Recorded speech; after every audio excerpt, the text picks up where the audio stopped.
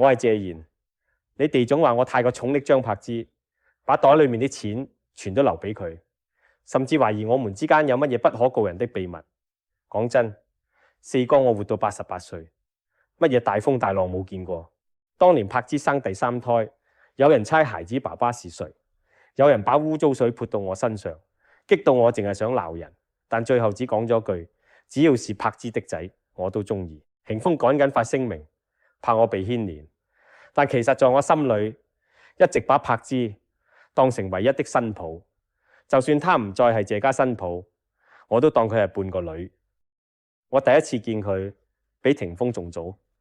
他老爸胡鬚勇同我是幾十年嘅朋友，當年他賭台上輸紅了眼，差啲把細細個的柏芝押俾我當契女。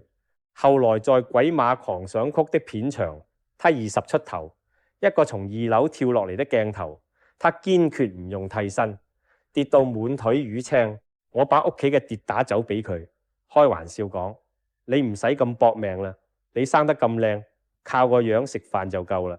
我當時係半開玩笑講，但柏芝的眼睛裏透住堅定，他只要有時間就同我一齊傾角色、傾演戲。我哋臭氣相投，只要係佢的電影，我都會宣傳捧場。所以當柏芝和霆鋒拍拖，我係100%支持。我啲世人44歲先做爹，差的以為抱唔到孫，係柏芝讓我在古稀之年一下有了2個孫仔。其他女明星結婚想保持身材、維持事業，佢卻願意放棄事業，為謝家生兒育女。呢份犧牲我睇在眼裏，痛在心裏。有人講佢是為咗錢，但你們知道嗎？離婚時他1毫子都冇要，只要2個仔。呢份擔當連我謝賢都自愧不如。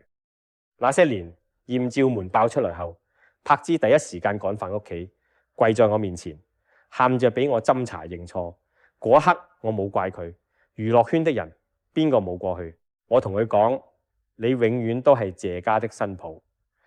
感情呢件事，外人插唔到手。佢哋離婚後，佢把2個孫教育得乖巧懂事。每次我想見孫，佢都會帶住2個仔嚟見我。甚至係我80大壽時，佢親手畫了一幅畫送俾我。連霆鋒都忍不住稱讚，佢從未在兒子面前講過霆鋒半句不是。呢份大度，連我都自愧不如。依家我老啦，該安排後事了。我嘅財產90%留俾2個孫仔，由柏芝代管，剩下的給霆鋒和婷婷。有人問我唔怕外人講閒話咩？我知道孫仔就是謝家的根。呢的日子，霆鋒忙着拍拖，忙着事業，而柏芝佢一個人拉扯2個仔，就連我有個頭痛、腦熱，佢都能第一時間趕過嚟。呢世人除咗家人，從來冇人對我咁上心。總有人問我：四哥，王菲唔好咩？當然好，佢係天后，係霆鋒的心頭愛，但佢再好，都比不上柏芝對我哋謝家的付出。哪怕全世界都講王菲和霆鋒係真愛，但在我謝賢心裏，柏芝永遠係我唯一承認的新抱。